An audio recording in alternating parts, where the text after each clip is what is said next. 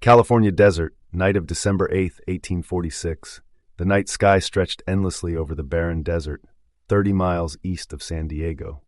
Beneath its vast emptiness, Kit Carson, a man who had survived the most treacherous frontiers of the West, lay motionless on the cold earth.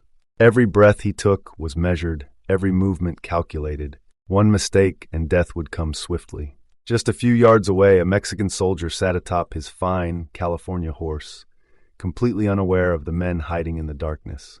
He exhaled a slow stream of smoke from his cigaretto, savoring the brief moment of peace in the stillness of the Southern California desert. The glow of his cigarette flickered in the night, the only sign of life in the eerie silence. Carson kept his head low, ears straining for any sound beyond the quiet crackle of burning tobacco. Then something else reached his senses, a rhythmic thumping, faint but steady. Was it the hoofbeats of approaching Mexican reinforcements? No. This sound was closer, coming from beneath him.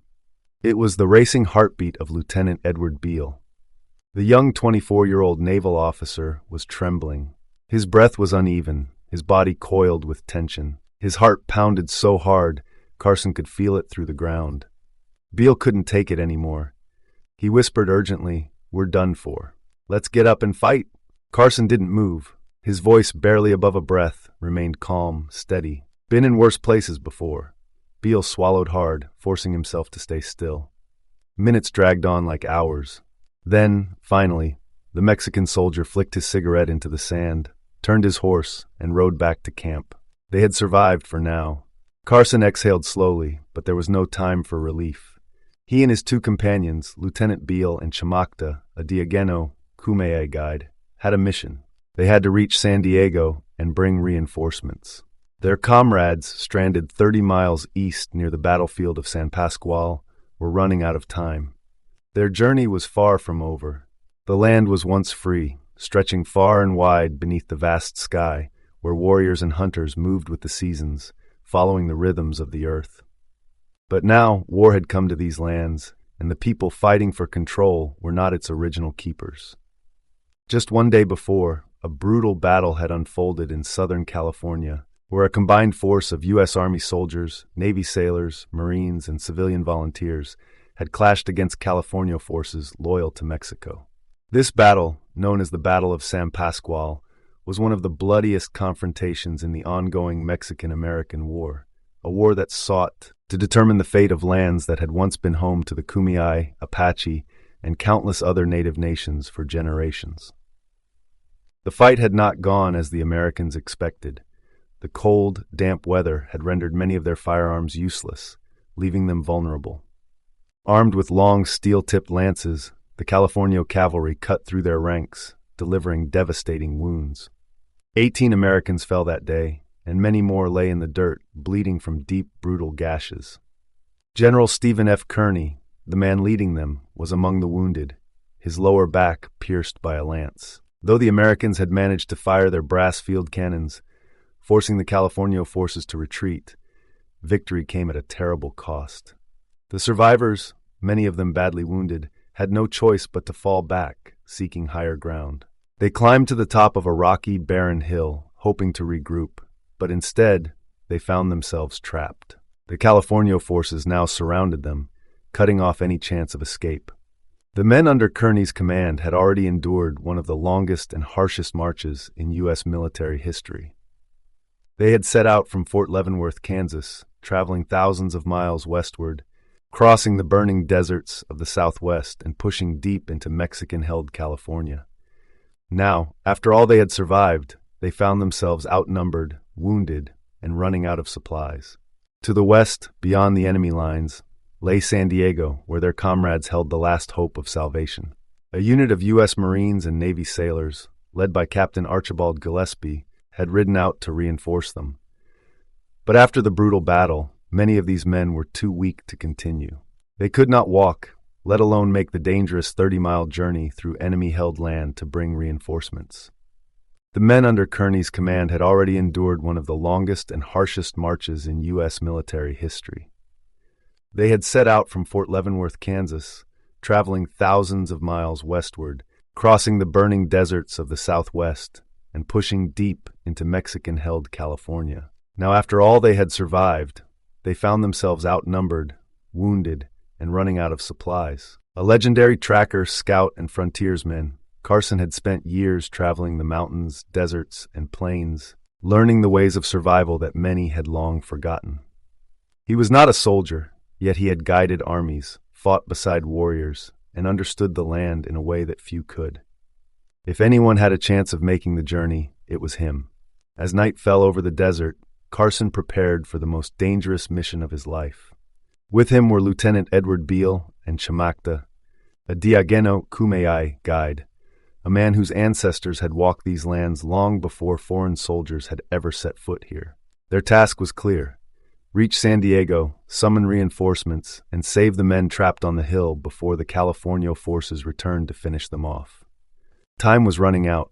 The fate of the stranded soldiers and the course of the war in California now rested in the hands of 3 men alone in the desert. Kit Carson was no ordinary man. Though he held no official military rank, his name was already legend. A mountain man, a skilled tracker, a guide who knew the land better than most soldiers ever could. He had once ridden across the continent on a mission carrying secret correspondence for President James K. Polk, but now a far more urgent task awaited him. General Stephen Kearney and his men were trapped, surrounded by California forces, and running out of time. Alongside Carson stood Lieutenant Edward Beale and Chamakta, a Diageno Kumeyaay guide. The 3 had volunteered for what seemed an impossible mission: to cross the hilly, chaparral-covered desert under the cover of night and reach San Diego to summon reinforcements. If they failed, the men left behind on the hill would surely perish. As the last light faded from the sky, the trio made their move. They scrambled down the steep, sandy cliffs, moving carefully to avoid the California sentries scattered across the hillsides. Every step was measured, every movement slow and deliberate. They knew one misstep could mean death. When they finally reached the base of the hill, another obstacle arose. Their metal canteens clanked softly with every step, a sound that could betray their position to any listening ear. With no other choice, each man took one last deep drink, then carefully tucked the remaining water into the crevices of a rocky arroyo, knowing they would have to face the rest of their journey without it. It wasn't long before Carson and Beale discovered another problem. Their hard-soled boots crunched against the rocky terrain, making far too much noise. Chamakta, moving silently in his soft leather moccasins, had no such trouble, gliding effortlessly over the desert floor as his ancestors had done for generations. Realizing they could not continue like this, Carson and Beale removed their boots, tied them to their belts, and pressed forward barefoot. For a time, they crawled through the sand, inching forward to stay hidden. But then, as the Mexican soldier on patrol rode back to his camp, Carson and Beale realized something horrifying. Their boots were gone. Somewhere in the dark, in their silent escape, the boots had come loose from their belts and vanished into the desert behind them. There was no going back. To turn around meant risking capture or worse. Now, they would have to cross 30 miles of harsh, unforgiving terrain barefoot, with thorn-covered ground, jagged rocks, and searing heat waiting for them at sunrise. With no other choice, they pressed on. Every step was agony, every movement a test of endurance. They stuck close to dry riverbeds and narrow ravines, using what little cover they could find. The desert was vast, empty, and merciless. The only certainty was this: if they stopped, they would die. On the isolated hill, where the battered American troops had taken refuge after the Battle of San Pascual, the situation had grown desperate. The desert winds cut through the night, carrying with them the low moans of wounded men, starving and exhausted, knowing there was no way out. Their food was nearly gone, and their drinking water almost depleted. Among the wounded, infections had begun to take hold, their deep wounds from the long steel lances impossible to properly clean. Sergeant John S. Griffin, the only medical officer present, worked feverishly, but his operating tent overflowed with men too weak to move, bleeding into the cold dirt. Even General Stephen Kearney, his back and hip pierced by enemy lances, had collapsed unconscious onto the ground. Before losing strength, he had insisted that other men be treated first, refusing to take priority despite his worsening condition. To transport the wounded from the battlefield to the hilltop, The soldiers had built crude travois, a method long used by plains tribes, where two wooden poles formed a frame to carry the injured. It was a technique that had carried warriors and hunters across the plains for generations. But here in the rocky and unforgiving terrain of Southern California, the travois became an instrument of agony. The wounded, strapped down, cried out in unbearable pain as they were dragged over jagged stones, their broken bodies rattling with every jolt. When the last scraps of food ran out, the few remaining able-bodied men had no choice. They slaughtered their mules. The weakest and least useful were killed first, their flesh boiled into a thin, greasy broth that the men forced themselves to swallow. Some vomited immediately, but they had no other choice. General Kearney, losing more blood by the hour, could no longer command. The responsibility fell to Captain Archibald Gillespie, a Marine officer who had ridden from San Diego to reinforce Kearney's troops before the battle. Now he found himself trapped, commanding a dying army on a hill with no escape. When they first reached the hill, Gillespie had ordered a desperate counterattack, hoping to drive back the California Lancers that harassed them. This time the Americans had dry powder, their carbines finally working after days of rain. For a brief moment, it seemed they had gained some ground. But Don Andres Pico, the seasoned commander of the Californio and Mexican forces, was already closing in. With every passing hour, more Mexican reinforcements arrived, tightening their grip around the hill, cutting off every possible escape route. There would be no retreat, no surrender, only death. But Pico knew one thing could change everything: Kit Carson. Though he had never met Carson in person, Don Andres Pico knew the man's reputation well. Carson was no ordinary soldier. He was a tracker, a scout, a survivor, a man who could cross the harshest lands and vanish into the wild like a ghost. Among the Mexican forces, Carson was known as El Lobo, the Wolf. Pico had no doubt that if anyone among the Americans could escape and bring reinforcements, it was Kit Carson. And so he issued a warning to his men: "Si escapará el Lobo, the Wolf will escape."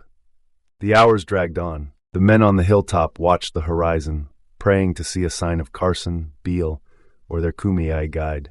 But no one came. If Kit Carson had failed to reach San Diego, if he had been captured or killed, then every man left on this hill would die.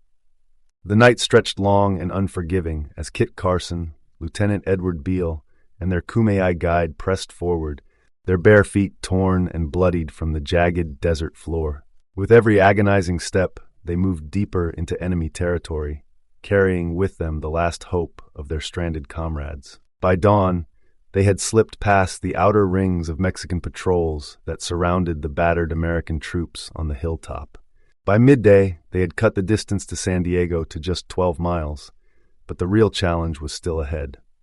Before them lay multiple layers of Mexican sentries, guarding every known route into the city and its harbor. There was no safe way in. Every path was watched, every movement was a risk. Sheltering in the shade of a dry arroyo, the three men weighed their next move.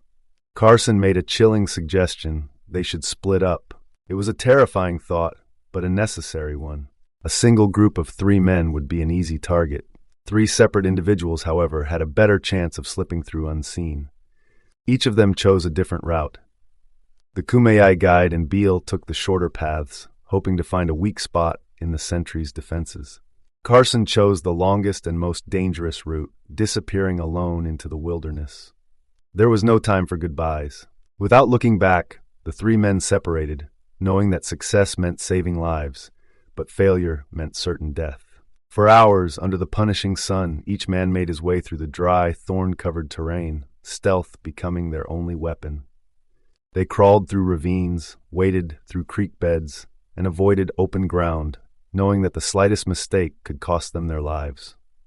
As night fell once again, the struggle did not end. Their bodies were failing, their feet shredded, their throats raw with thirst. The desert, which had been their shield, now became their tormentor. By midnight, both the Kumeyaay guide and Beale reached the American lines, but barely. Too weak to stand, they collapsed, their bodies pushed beyond their limits. They were immediately taken aboard the USS Congress, the American warship anchored in San Diego Harbor, where they drifted between life and death for days. Meanwhile, Carson was still out there. His chosen path had been longer, harsher, and more treacherous than he could have imagined. But still he pushed forward, his mind locked on a single goal, reaching the American forces before it was too late. Finally, at 3 a.m., Kit Carson staggered into camp, barely able to stand, his body battered, his strength nearly gone. Dazed and exhausted, he forced himself to speak with Commodore John F. Stockton, confirming the exact location of Kearney and Gillespie's stranded men on the hilltop. Stockton had already sent reinforcements, and now, at last, Carson could allow himself to stop. For the first time in nearly 36 hours, he drank water, ate food, and closed his eyes to sleep. The journey had ended. The battle for survival, however, was far from over. As the stranded men on the hilltop looked out over the vast, empty desert, the only certainty was that time was running out. They had no idea whether Kit Carson, Beale, and their Kumeyaay guide had reached San Diego, or if they had been captured or killed. Their suffering had reached its peak. Wounds that had festered for days now bore signs of deadly infection, the stench of decay lingering in the cold night air. The last of their starving mules were finally killed, their frail, withered bodies offering a final, desperate source of food. Though the meat kept them alive, the sight of their trusted animals being slaughtered only deepened their despair. Water was an even greater challenge. With no more supplies, the men dug into the sand, hoping to find moisture from the previous rainfall.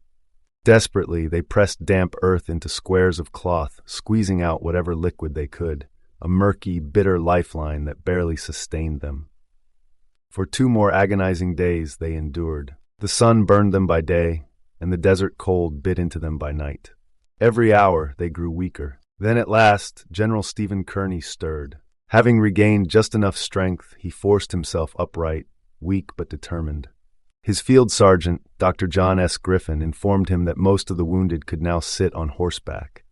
Their situation was hopeless. If rescue did not come, they would perish. Kearney made his decision. At first light, they would ride for San Diego. There was no other choice. Whether they escaped or fell to enemy hands, they would not wait to die on this hill. As the exhausted men drifted into a restless, uneasy sleep, a sudden noise sent a jolt of panic through the camp. The sound of approaching hooves. The sentry on watch stiffened. His hands trembled as he gripped his weapon, straining to see through the darkness. "Halt! Who goes there?" he called out, his voice edged with desperation. The hooves thundered closer, the unseen force closing in fast. Heart pounding, he raised his weapon. "Who goes there?" Then, at the last moment, a voice rang out from the darkness, strong, clear, and unmistakable. "Hold fire, we're Americans." It was Captain William H. Emery leading 200 men from San Diego. The camp erupted in cheers. Men who had once resigned themselves to death now cried out in triumph, their voices hoarse with relief. Some fell to their knees, their bodies too weak to stand, overwhelmed by the reality of their survival. Then, from the distant hills, a single shot rang out. A Mexican sniper, hidden in the darkness, had fired the last shot of the battle. The bullet struck the dirt harmlessly. It was a final, desperate gesture from an enemy that was already gone. By dawn, the Americans would discover the truth. The Mexican forces had vanished, retreating under the cover of night to Los Angeles to defend against the growing American threat. Not a single opposing soldier remained. The path to San Diego was clear. For the first time in days, the men no longer feared death, they would live. The morning sky was gray and heavy with rain as Kit Carson, Commodore John Stockton, and the exhausted soldiers of Kearney's army watched the horizon. At last, they had arrived in San Diego. For many of the young men in Kearney's army, this was their first sight of the Pacific Ocean. The endless stretch of water before them was more than just a body of water. It was a symbol of their long and brutal journey finally coming to an end. They had marched across an entire continent, fought for their lives, and survived one of the bloodiest battles on California soil. Though the war was not yet over, for many of them, the worst had passed. The hill where they had made their desperate stand, where they had butchered their starving mules just to survive, would never be forgotten. It would become a lasting piece of San Diego's history, known forever as Mule Hill. But for one man, this was only the beginning. Kit Carson's name would never be forgotten. His courage, his endurance, and his willingness to risk his own life to save his comrades would make Carson a household name among the soldiers, sailors, and Marines stationed in San Diego. Letters were sent home, recounting his exploits in awe, each one painting Carson as something larger than life. One soldier, writing to his parents in Connecticut, declared, "Never has there been a man like Kit Carson. All that has been said about him and more is true. He is as fearless as the lion, as stealthy as the panther, as strong as the oxen. I believe that Carson would attack a fort filled with Mexicans, single-handed, and drive them off." Carson himself, however, saw things differently. In his memoirs, he would later write with his usual bluntness, "Finally got through, but had the misfortune of having lost our shoes. Had to travel over a country covered with prickly pear and rocks, barefoot. Got to San Diego the next night." The nation, however, saw him as something more. Within a few years, Kit Carson's name would be known from the Mississippi to the East Coast. Dime novels, newspaper stories, and exaggerated legends would make him a larger-than-life hero, as well known as any politician or general. But Carson was not the only one whose name would endure. Lieutenant Edward Beale, the young naval officer who had made the desperate journey with Carson, would spend an entire year recovering from his injuries before returning to service. But his story was far from over. Already hailed as a hero of the Battle of San Pascual, Beale would soon play a pivotal role in shaping American history. In 1848, he was the first to bring physical samples of gold from California's streams to the east, proving beyond a doubt that California was a land of untold riches. His report helped ignite the California Gold Rush, an event that would forever reshape the United States. Over the years, Beale's career would take him from the battlefield to the halls of government. He would go on to serve as Superintendent of Indian Affairs, later becoming a successful diplomat and rancher. He remained close friends with Carson, once remarking that when he saw his old comrade aboard the USS Congress, he did not think he would live. Beale's legacy would continue through the years, his name tied to the great events of the American West. He would even count among his friends some of the most powerful men of his time, including Buffalo Bill Cody, William Tecumseh Sherman, and Ulysses S. Grant. He passed away in 1893 at his home in Chester, Pennsylvania. The Kumeyaay guide, whose knowledge of the land had helped Kit Carson and Beale find their way through the desert, would never receive the same recognition. His name lost to history. Some accounts claim that he took months to recover, while others suggest that he never recovered at all, dying as a result of the brutal journey. His people, the Kumeyaay, also called the Diegueño by the Spanish, had already endured decades of suffering under Spanish, then Mexican rule. Now, under American control, their struggles would only deepen. In 1851, many Kumeyaay warriors rose up in the San Diego Tax Rebellion, also known as Guerra's Revolt, in an effort to resist unjust taxation and oppression. In the decades that followed, the Kumeyaay would be caught in conflicts such as the Yuma War and even the Mexican Revolution, as they fought to reclaim their land and autonomy. Today, the San Pascual Band of Mission Indians, a federally recognized Kumeyaay tribe, carries on the legacy of those who lived and fought through this era. The name of their guide may be lost, but his people endure. Though Carson was celebrated as a hero, his body had paid the price. For more than a week, he could barely walk, his feet so torn and blistered from the desert that every step sent pain shooting through his body. But he was not a man who stayed still for long. Soon, he would be on the trail again, heading east to reunite with his family in Taos, New Mexico. His path would take him across the deserts of Arizona and New Mexico, through the bustling city of St. Louis, before returning to his home in Taos, where he would rest for only a short time before his next adventure. Though the Mexican-American War in California was winding down, the war itself was far from over. The fighting would continue until 1848, ending only with the signing of the Treaty of Guadalupe Hidalgo. The Battle of San Pascual would go down as the bloodiest and most consequential battle of the war in California. For the men who had fought and survived, it was over. But for the soldiers still marching south into Mexico, the bloodiest battles were yet to come. Those, however, are stories for another time.